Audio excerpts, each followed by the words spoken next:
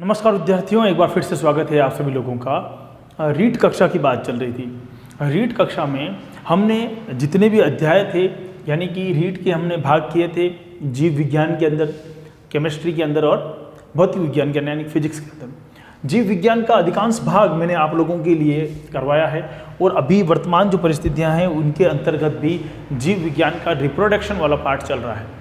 अब आप लोगों की विशेष मांग पर कि सर हमको कहीं पर भी शिक्षण विधियां नहीं मिल रही हैं, तो शिक्षण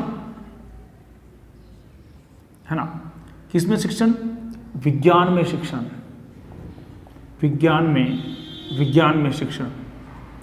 यानी कि आप सभी को ध्यान है कि गणित और विज्ञान इन दोनों में कुछ विशेष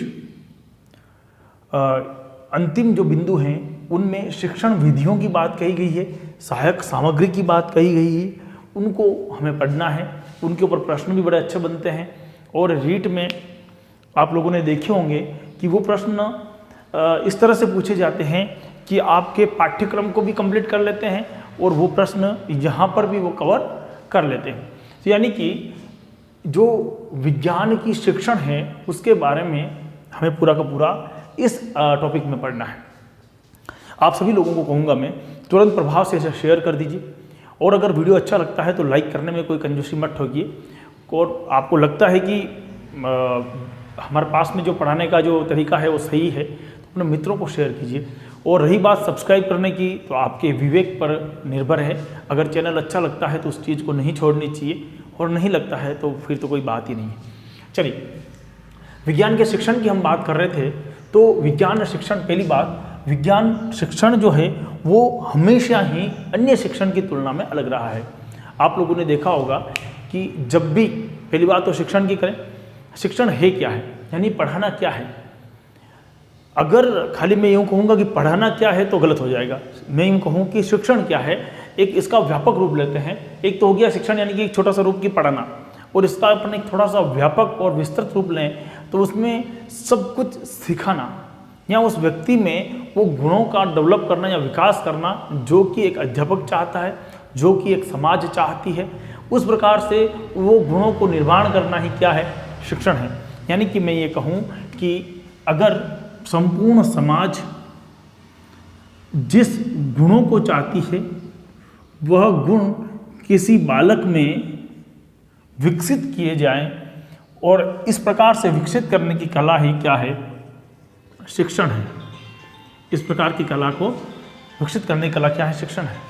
यानी कि शिक्षा जो शब्द है वह शब्द अगर छोटा कहा जाए तो केवल किसी चीज़ को पढ़ाना शिक्षण है, लेकिन अगर शिक्षा शब्द का व्यापक रूप देखा जाए तो जो गुणों की अपेक्षा पूरी समाज कर रही है वह गुण उस व्यक्ति में निहित लाना या निहित करना क्या कहलाएगा, शिक्षण कहलाएगा। शिक्षण के लिए तीन चीज़ें अति आवश्यक है, हमने पहले बात करी हुई। एक तो होता है अध्यापक, अब हो सकता है अध्यापिका हो, यानी कि जो अध्ययन करवा रहा है। दूसरा मूल बिंदु होता है केंद्र, केंद्र बिंदु जो होता है उसका वो होता है छात्र या छात्रा। देखिए, छात्र और छात्रा को मैं मूल बिंदु इसलिए कह रहा हूँ क्योंकि सीखना किसको है, सीखना किसको है, छात्र या छात्रा को ही सीखना है। तो महत्वपूर्ण क्या हो गया, महत्वपूर्ण क्या क्या, छात्र या छात्रा उसका मूल बिंदु हो गया। ये सारी बातें अपन ने करी। तो शिक्षण क्या है, जो वांछित परिवर्तन हम चाहते हैं, समाज में जो वांछित परिवर्तन चाहिए वही क्या है, शिक्षण है। अब वर्तमान परिस्थिति में है ना, शिक्षण क्या हो गया, बालक ऑब्लिक बालिका या छात्र छात्रा लिख सकते हैं अपन, छात्र छात्रा में वांछित परिवर्तन लाना ही शिक्षण है। वांछित परिवर्तन लाना ही क्या है, शिक्षण है। अब वर्तमान में आपने देखा होगा कि एक शब्द आता है नवाचार। शब्द क्या आया, नवाचार। पहले ज़माने में जो शिक्षण था वो विधियाँ हमें पता है किस प्रकार से थी कि गुरुवर जो चीज़ बोलते थे शिष्य वो चीज़ याद रख लेते थे। ठीक है, धीरे धीरे पैटर्न चेंज हुआ, उन्हें लिपिबद्ध किया गया, लिखा गया, और लिखने के बाद में शिष्य जो जितने भी शिष्य थे उन्होंने उसको ग्रहण करना सीखा। अब क्या हो गया है, टेक्नोलॉजी धीरे धीरे बदलती जा रही है। वर्तमान में आप और हम जो हैं ये इस नवाचार का ही उदाहरण है, क्योंकि आपको मैं नहीं देख पा रहा हूँ लेकिन आप हमें देख पा रहे हैं, और मुझे भी कितना देख पा रहे हैं, इस बोर्ड के इस कोने से लेकर इस कोने तक।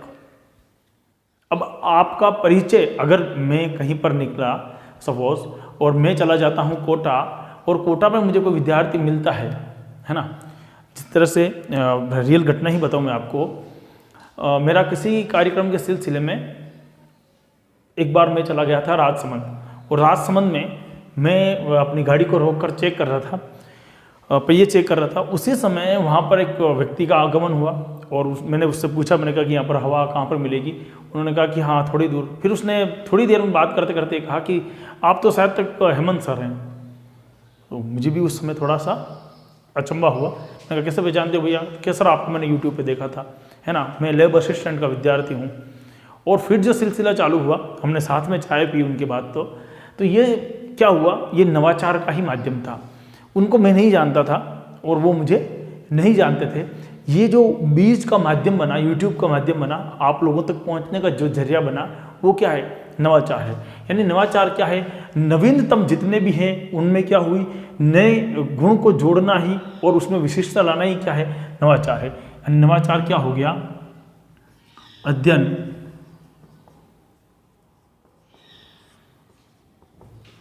अध्यापन में नवीनता के साथ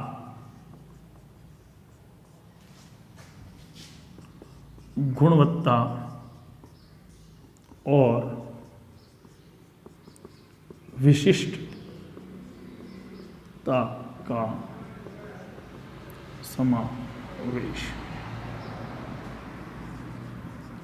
करना ही नवाचार है। देखिए, अध्ययन में नवीनता के साथ में, यानी कोई नई चीज के साथ में गुणवत्ता और विशिष्टता का समावेश करना ही क्या है, नवाचार। पहले के ज़माने में जब आप लोग इस तरह का ट्राइपॉड देखते तो आप समझते कि ये व्यक्ति हो सकता है कैमरामैन हो। कौन सा कैमरामैन? जो शादी विवाह के अंदर कैमरा लेके जाएगा, वहाँ पर ये क्या करेगा, शूटिंग करने का काम करेगा। वर्तमान में परिस्थिति चेंज हुई। अगर आपको ट्राइपॉड दिख जाता है तो आप ये दिमाग भी लगा सकते हैं कि हाँ, इसका कोई ऑनलाइन इंस्टीट्यूट हो सकता है, ऑनलाइन टीचिंग करवा सकता है, या फिर ये कोई प्रकृति प्रेमी भी हो सकता है। ये क्या हुआ, ये नवाचार हुआ, ये बदलाव आया। पहले इस प्रकार की सुविधाएं नहीं थी। पहले किसी भी चीज़ को रिकॉर्ड नहीं किया जा सकता था। वर्तमान में आप अपने मोबाइल के जरिए, आप किसी के भी माध्यम से क्या कर पा रहे हैं, मोबाइल जो एक छोटा सा होता है उसमें बहुत सारी चीज़ें आप रिकॉर्ड कर करके क्या कर रहे हैं, स्थानांतरित कर पा रहे हैं। तो ये क्या हुआ, ये एक प्रकार का नवाचार हुआ। तो जिन चीज़ों के माध्यम से कोई अच्छा परिणाम निकले वो क्या है, नवाचार है ना। पहले आप लोगों ने देखा होगा कि शाम पट होता था। अब शाम पट का मतलब क्या हो गया, ब्लैक बोर्ड। वर्तमान में ब्लैक बोर्ड है क्या, नहीं। उससे थोड़ा सा ऊपर बढ़ के हम कहाँ चले गए, व्हाइट बोर्ड पे चले गए। शुरुआत दौर के जो व्हाइट बोर्ड थे वो इतने अच्छे नहीं थे, बढ़िया क्वालिटी के नहीं थे। जब मैं 10th क्लास में था उस समय के व्हाइट बोर्ड जो थे उनके ऊपर कुछ निशान रह जाते थे। वर्तमान में ऐसा है क्या, नहीं है। और अब तो एलईडी का आ गया है ना। एलईडी की मार्फत से आपको क्या करा रहे हैं, ऑनलाइन जितनी भी क्लासें हो रही हैं उनमें सारी स्लाइडें बनी हुई हैं। आपने बहुत सारे यूट्यूब पे देखा होगा, है ना। हम अभी तक उतने विकसित नहीं हुए, हालांकि हमारा चैनल की हम उस प्रकार से जा पाएँ, फिर भी कोशिश जारी है, बेफिक्र रहिए। तो वर्तमान परिस्थिति में और उस परिस्थिति में क्या है, नवाचार आया है, बदलाव आया है, कुछ नई चीज़ें जुड़ी है। उसमें क्या चीज़ होगी, उसकी गुणवत्ता नहीं है, उसमें विशिष्टता भी नहीं है, इसीलिए उस चीज़ को अपन ने अपनाया है ना। अगर ऐसा नहीं करते तो हम क्या हो जाएंगे, वहाँ जिस फील्ड में अपन हैं उस फील्ड से पीछे पड़ जाएंगे, पीछे हट जाएंगे। चलिए इसी चीज़ को थोड़ा सा अपन लिखने की कोशिश करते हैं। अपनी ये बात करी, शिक्षण की बात करी। तो आखिरकार शिक्षा में नवाचार क्या हुआ, या शिक्षण में नवाचार क्या हो गया? विशिष्ट माध्यम, जो हमने बात करी, गुणवत्ता वाले माध्यम का चयन कर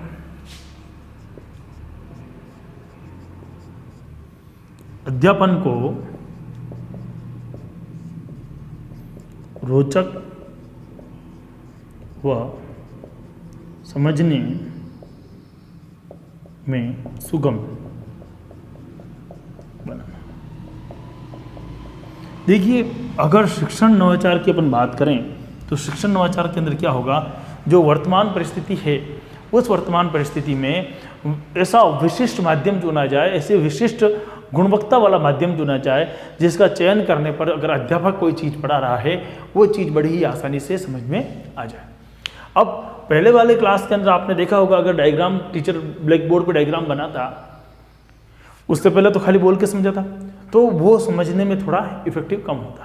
अब वर्तमान में क्या हो गया, व्हाइट बोर्ड है, वो अलग अलग मार्कर से बना के बता रहा आपको। और अगर आप अच्छी स्मार्ट क्लास में हैं तो वहाँ पर तो आपको पूरा डायग्राम दिखेगा बाहर से। अगर मान लो आप कान का चित्र पढ़ रहे हो तो कान का चित्र पूरा बाहर का दिखेगा, उसके बाद में वो व्यू अंदर की तरफ का जाएगा पूरा के पूरा, कि इस तरह से कान होता है, ये ड्रम होगा, ये संरचनाएं पाई जाएंगी, ये छोटी स्टप्पीस हड्डी होती है, ये शरीर की सबसे छोटी हड्डी होती है। अब वो क्या हो गया, पूरी फिल्म की तरह हो गया। और जब पूरी फिल्म की तरह कोई चीज़ हो जाती है तो रोचक लगेगी, समझने में बड़ी ही आसान होगी और उसको बड़ी ही आसान तरीके से समझ सकेंगे। यानी कि छात्र छात्राओं के वांछित परिवर्तन लाना ही शिक्षण है। लेकिन उसमें नवाचार क्या है, जिसमें कुछ नए गुणों को जोड़ना हो या कुछ ऐसी चीज़ जिससे अपन क्या कर सकें, बदलाव ला सकें। आप लोगों ने बच्चों के पहले वो छोटे ज़माने के हारमोनियम होते थे, छोटे से, एक छोटा सा ऐसा पियानो जैसा होता था, वो बच्चा बजाता टों टों टों टों, बस बच्चा बजाता और उसको खुश हो जाता, इसके अलावा कुछ नहीं होता।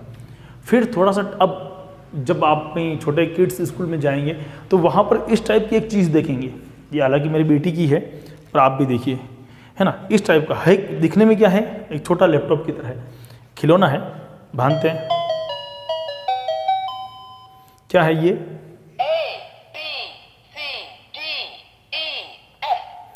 इससे क्या हो गया कि अधिगम में सहायता मिल गई।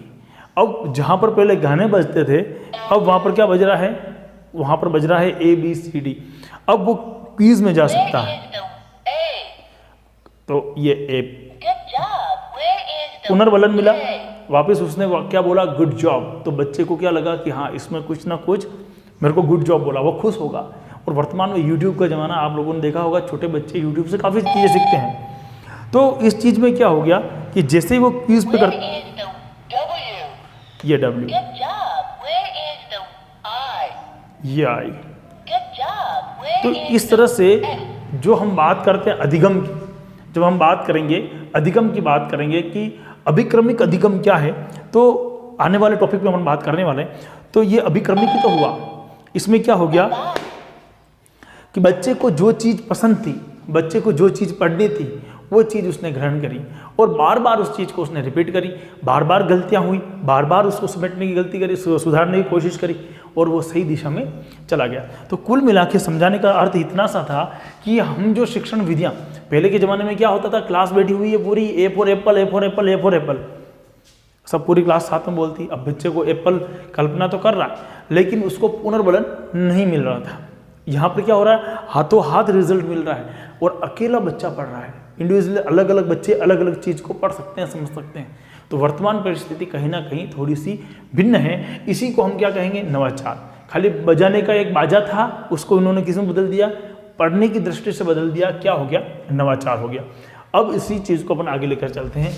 ये जो हमने नवाचार शब्द उपयोग में लाए हैं, उनके लिए हमें क्या क्या पढ़ना होगा तो हमारा नवाचार आएगा। आप लोगों को पता है कि जितनी भी कक्षाएं होती हैं उनमें एक अध्यापक पढ़ाता है, बिल्कुल मेरी तरह। बहुत सारे विद्यार्थी, यानी एक कक्षा में 40 हैं तो 40 विद्यार्थी, 30 है तो 30 विद्यार्थी कोविड काल को छोड़ करके विराजमान होते हैं और उस चीज़ को समझते हैं। हर विद्यार्थी की पढ़ने की कैपेसिटी अलग अलग होती है। अब किसी को तो समझ में आ जाता है और किसी को समझ में नहीं आता है। कुछ कुछ ऐसे होते हैं जिनको समझ में आने के बाद का लेवल वो सोचने लगते हैं कि इसके बाद सर ये बताएंगे, है ना, क्योंकि उसने कहीं ना कहीं पहले पढ़ लिया होता है। अब हम जो बात कर रहे हैं आज की इस क्लास में, कुछ विधियां हैं, है ना, उनकी बात करते हैं। किसकी बात करते हैं? शिक्षण की विधियां आती हैं, उनके ऊपर बात करेंगे। पहला हमारे पास में आता है अभिक्रमिक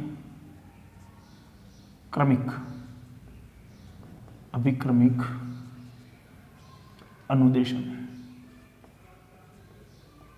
देखिए, अभिक्रमिक अनुदेशन का मतलब क्या है?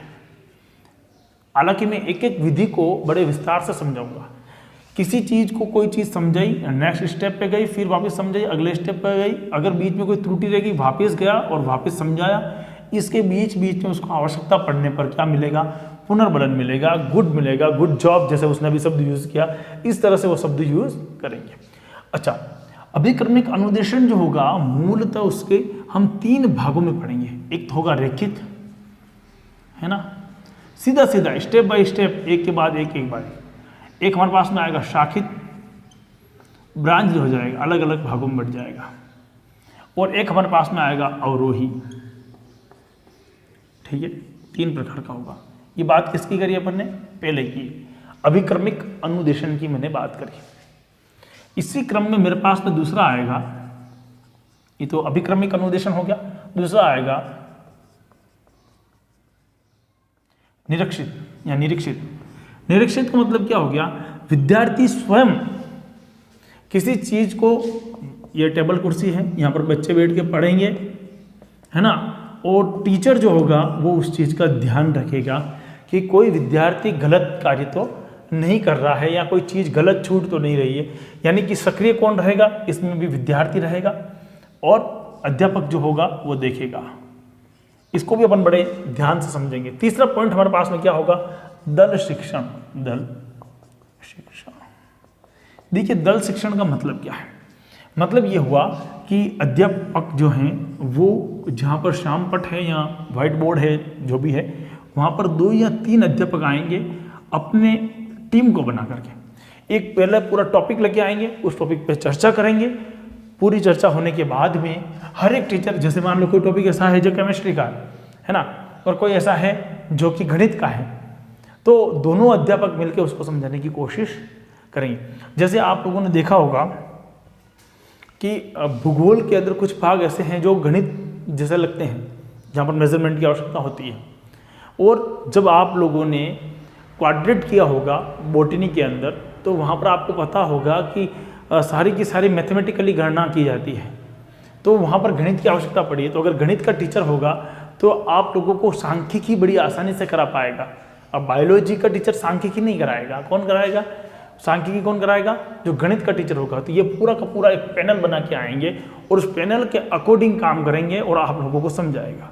ठीक है, उसके बाद में हमारे पास में एक विधि और आएगी, वो होगी मस्तिष्क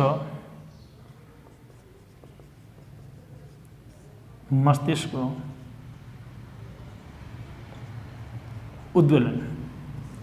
मतलब कोई ऐसी क्विज बच्चे को देंगे कि तुम ये बताओ, इसके बारे में सोचो क्या हो सकता है, ऐसी कौन सी परिस्थिति हो सकती है। तो सक्रिय कौन होगा इसमें भी? सक्रिय कौन होगा इसमें भी? विद्यार्थी ही सक्रिय होंगे, है ना।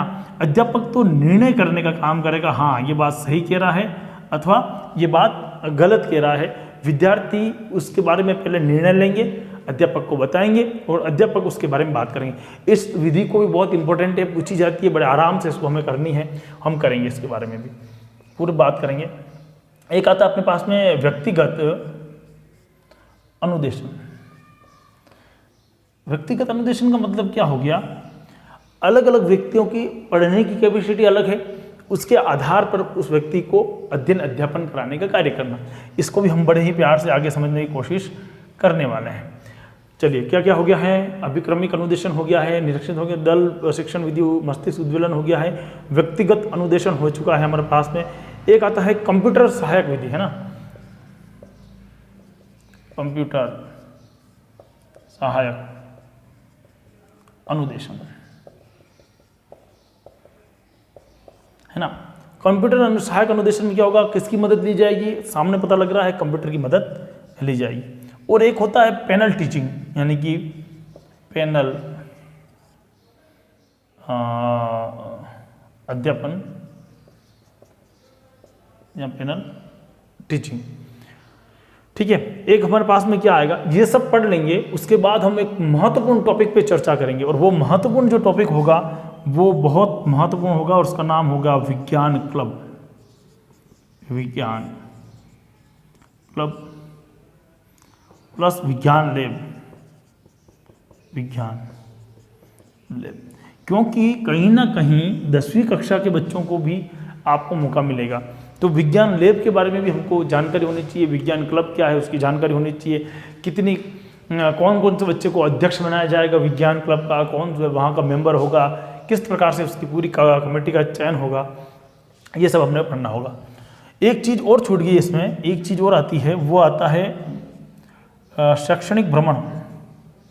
शैक्षणिक भ्रमण, देखिए शैक्षणिक भ्रमण का मतलब क्या है, कोई ऐतिहासिक चीज़ दिखानी हो तो हमें वहीं पे ले जाके उस चीज़ को बतानी पड़ेगी, और अगर वो आसपास नहीं हो, जैसे कि शौर वेधशाला, अब शौर वेधशाला उदयपुर के फतेह सागर में स्थित है, आसानी से ले जाई जा सकती है, कोई ज़्यादा खर्चा नहीं है, 45 रुपये का टिकट लगता है ना जहाज़ का, और लगभग कुछ 90 रुपये या 100 रुपये के आसपास में भीतर का होता है, लेकिन वो बच्चों के लिए फ्री होता है।